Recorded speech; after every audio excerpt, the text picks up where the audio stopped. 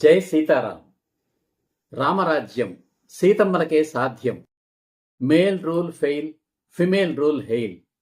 ఇది ఒక నూతన సిద్ధాంతం, ఎ న్యూ థియరీ. గతాన్ని మార్చలేం, భవిష్యత్తును మార్చుకుందాం. శ్రీ సీతారామ ధర్మ ప్రచార క్షేత్రం. ఇది ఒక నూతన సైద్ధాంతిక ఉద్యమం. ఇది ఒక నూతన సైద్ధాంతిక ఉద్యమ ఛానల్. ప్రపంచంలోని స్త్రీలందరూ దేవతలే. కారణం, స్త్రీలు జన్మనిస్తారు. జన్మనివ్వడానికి చచ్చి బ్రతుకుతారు, మరో జన్మనెత్తుతారు.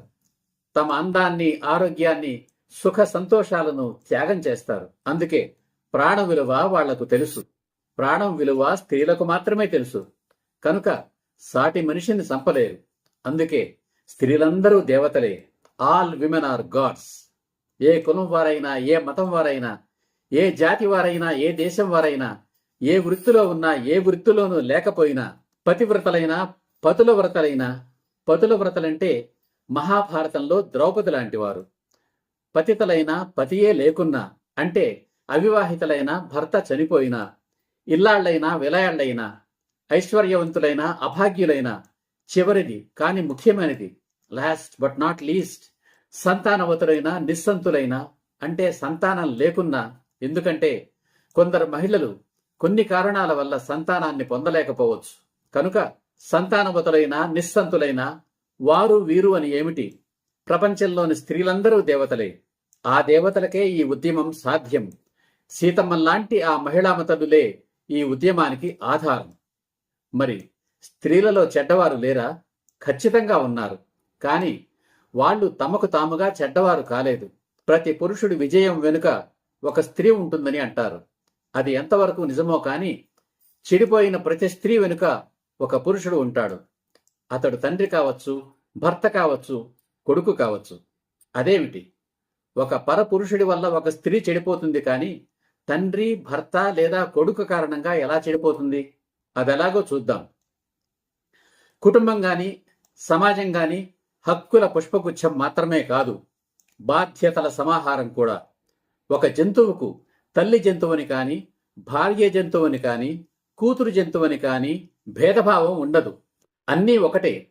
జంతువులకు అన్నీ హక్కులే. బంధాలు, బాధ్యతలనేవే ఉండవు.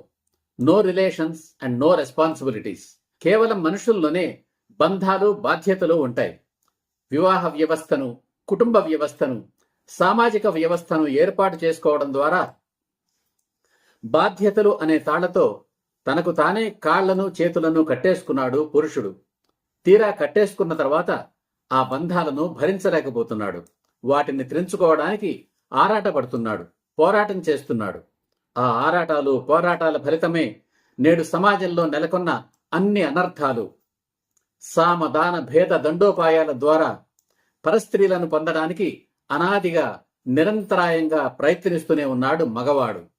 అలాంటి రాక్షసుల నుండి తమ ఇంటి స్త్రీలను ఆజన్మాంతం నిరంతరాయంగా కాపాడుకోవడం పురుషుల బాధ్యత.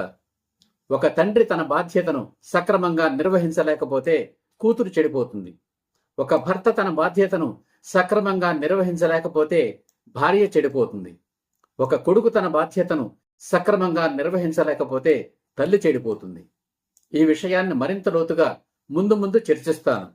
కనుక చెడిపోయిన ప్రతి స్త్రీ వెనుక ఒక పురుషుడు ఉంటాడు. అతడు తండ్రి కావచ్చు, భర్త కావచ్చు, కొడుకు కావచ్చు.